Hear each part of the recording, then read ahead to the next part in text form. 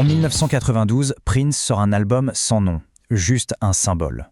Mais attention, ce n'était pas qu'un simple disque, c'était une véritable déclaration de guerre. On va plonger ensemble dans l'une des périodes les plus folles et les plus créatives de la carrière de cet artiste de légende. Alors, voilà notre programme pour décrypter cette période charnière. On va commencer par la genèse du projet, son concept assez dingue d'opéra rock. Puis on verra comment il a été reçu avant de plonger au cœur du conflit qui a mené Prince à ne plus être Prince. Ok, première partie. Avant de plonger dans la musique, il faut vraiment qu'on se remette dans le contexte. Pour bien comprendre l'impact de l'album Symbol, il est crucial de voir où en était Prince en 1992. Et croyez-moi, c'était un moment charnière, un vrai tournant dans sa carrière. Alors, 1992, quelle année pour Prince? Il est sur une lancée incroyable. Il vient tout juste de finir sa tournée triomphale Diamonds and Pearls en Australie en avril, et hop, pas de pause, il est déjà de retour en studio. C'est à ce moment-là qu'on entend les premières rumeurs. Un nouvel album qui n'aurait pas de titre, juste un symbole. Intriguant, non? Pendant l'été, son groupe, le New Power Generation, trouve un son encore plus lourd, plus brut, vraiment funk. Et en parallèle de tout ça, une idée un peu folle commence à germer dans son esprit. Un opéra rock. Le problème, c'est que Prince est une machine. Il compose non-stop, et sa maison de disques, elle, ne suit pas du tout le rythme. Un vrai décalage s'installe. Parce qu'il faut bien comprendre, on n'est pas face à un disque classique. Non. C'est pensé comme une histoire de A à Z. C'est un opéra rock pour les temps modernes. Un récit conçu pour exister sur plusieurs supports en même temps. Alors, de quoi ça parle concrètement? D'une histoire d'amour entre Prince et une jeune princesse égyptienne qui est incarnée par la danseuse Maïté Garcia. Et toute cette intrigue, elle est racontée à travers les chansons, bien sûr, mais aussi des passages parlés, le tout pensé pour être accompagné d'un film, Three Chains of Gold. Alors, cette histoire, de quoi ça parle? C'est assez simple en fait. On a Maïté Garcia, princesse égyptienne. Elle a 3 chaînes en or qui sont mystiques. Son père se fait tuer par 7 assassins qui veulent lui piquer les chaînes. Du coup, elle s'enfuit, elle traverse le monde et atterrit à Minneapolis. Et là, qui elle rencontre? Prince, évidemment, qui va la protéger.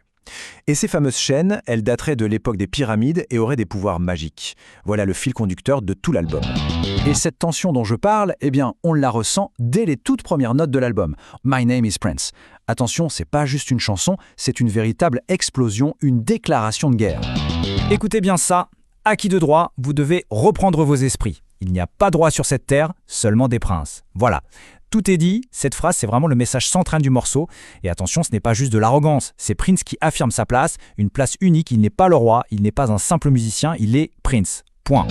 Côté musique, c'est un cocktail détonnant de funk, de hip-hop et de rock. C'est cash, c'est direct. Un vrai défi lancé en pleine face de l'industrie musicale et des critiques. Le rap de Tony M vient vraiment marquer le coup et montrer à quel point le son du New Power Generation est ancré dans le hip-hop de l'époque. Mais le plus fou dans tout ça, c'est de se dire que My Name is Prince, c'est la toute dernière fois qu'il affirme son nom aussi clairement, juste avant de l'abandonner. C'est comme un dernier avertissement, retenez bien ce nom parce que vous ne pourrez bientôt plus le prononcer. Et d'ailleurs, la presse de l'époque a tout de suite compris le message. Le Sun Sentinel, par exemple, écrit en octobre 92, My Name is Prince, ça sonne comme le morceau d'ego par excellence. Et ils avaient raison, c'était exactement ça le but. Une démonstration de force, une affirmation de confiance artistique totale. Le message était clair, maintenant, c'est moi qui fixe les règles du jeu. Et si on pensait que la provocation s'arrêtait là? Pas du tout. Le premier single de l'album, Sexy MF, va encore plus loin. C'est une décharge de funk pur, brut de décoffrage. Commercialement, c'est un risque énorme et c'est un défi lancé en pleine figure du grand public. Ce morceau, c'est vraiment le son de la liberté à l'état pur. On sent toute la puissance de la section de cuivre du New Power Generation. On a l'impression d'être avec eux en studio. C'est une énergie live, sans aucun filtre. Évidemment, avec des paroles pareilles, c'était mort pour la radio. Mais Prince, il a toujours une solution. Son idée? Il a sorti le clip vidéo directement à la vente en magasin. Une façon géniale de court-circuiter tout le système de promotion classique. Là, on voit vraiment le clash, c'est hyper clair. D'un côté, on a Prince et sa vision artistique, une musique sans concession, des clips qui provoquent et une envie de vendre directement à ses fans. Et de l'autre côté, on a le mur de l'industrie musicale, la radio qui refuse de le jouer, la télé qui le censure, tout le système traditionnel qui l'envoie balader. Franchement, Sexy MF, c'est l'exemple parfait d'un artiste qui se bat contre les règles de son temps. Mais il y a un détail intéressant. Une critique du magazine Billboard de l'époque fait une remarque assez juste. Ils disent en gros, puisqu'ils savaient que le clip ne passerait nulle part, pourquoi Prince n'en a pas profité pour faire un truc visuellement beaucoup plus provocateur?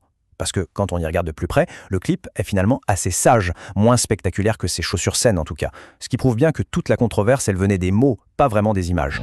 On avance dans l'album et on arrive à Seven. Et là, on change de dimension. C'est le sommet spirituel, presque prophétique du disque. La chanson parle d'apocalypse, de rédemption. On est dans quelque chose de très grand, de quasi-biblique, de l'opéra rock. Et ce chiffre, 7, évidemment, ce n'est pas un hasard. C'est le nombre des assassins du père de la princesse au tout début de l'histoire. Donc la boucle est bouclée. La chanson devient la confrontation finale, l'accomplissement de la prophétie. Le clip, lui aussi, est une véritable épopée visuelle. Il venait appuyer ce côté grandiose, presque messianique de la chanson, et montrait bien à quel point ce morceau était central, capital dans toute la narration de l'album. Et c'est là qu'on arrive au cœur du problème, la bataille qui couvait entre l'artiste et sa maison de disques. C'est la collision frontale entre une créativité explosive et la froide réalité du business. Il faut bien comprendre le fossé entre les deux. D'un côté, on a Prince, une machine de guerre créative qui enregistre quasiment une chanson par jour. De l'autre, Warner Bros, qui fonctionne avec un modèle d'un album par an. Pour Prince, une chanson qui reste dans un tiroir, c'est déjà du passé. Et ça, c'est vraiment le point le plus important à retenir. L'album Symbole, c'est le point de non-retour pour Prince dans sa relation avec sa maison de disques. Tout dans cet album était une provocation. Sa complexité, son histoire et bien sûr, son titre. Un symbole que personne ne pouvait prononcer. C'était la goutte d'eau. Tout ça a mis le feu aux poudres pour la grande bataille juridique et médiatique qui a suivi. Pour bien se rendre compte de sa frustration, il y a un chiffre qui parle de lui-même. Plus de 500. C'est le nombre de chansons qu'on estime que Prince avait déjà enregistrées et mises de côté dans son coffre-fort en 1993. 500. Il était tellement prolifique, il allait tellement vite, que le rythme de sortie imposé par son label était une vraie torture pour lui. Cette citation d'Alan Leeds, son manager de tournée, elle résume tout parfaitement.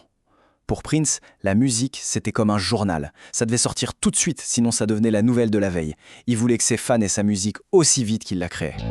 Alors, face à ce contrat qu'il vit comme une prison, Prince va prendre une décision qui va littéralement assommer le monde de la musique. Un acte de rébellion artistique comme on n'en avait jamais vu.